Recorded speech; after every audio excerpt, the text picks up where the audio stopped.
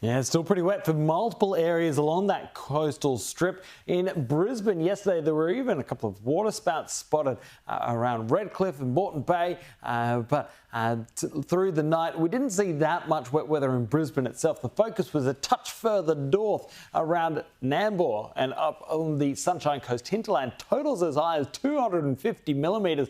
Right now, the bulk of the wet weather is up around Kingaroy to Maryborough. This line of wet weather with still some more showers for the Sunshine Coast and a chance for a couple more through this morning in Brisbane before easing into this afternoon and tonight where it'll dry up. Further north, Yeppoon, 95 millimetres in the gauge there, so some heavy rainfall in some spots. Further north along the coast, dry for Mackay and Townsville, but in Tully we had totals in excess of 200 millimetres in some spots, but the severe thunderstorm warning that was active there has now been cancelled. I'm not expecting any more severe weather today, but there'll still be plenty of showers, particularly from the Sunshine Coast up to about Rockhampton, with the chance of a few thunderstorms, most likely for inland areas.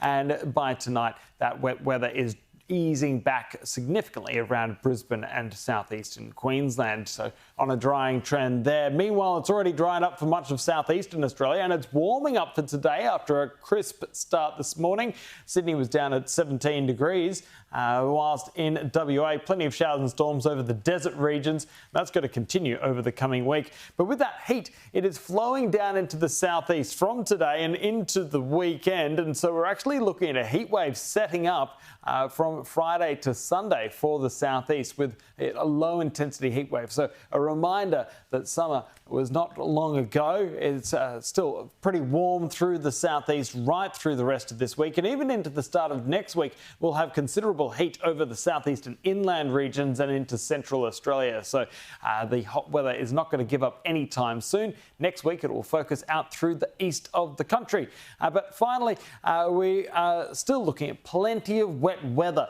WA is strangely wet, especially considering how dry the last few years have been. And up north in the country, the monsoon is expected to return at the start of next week.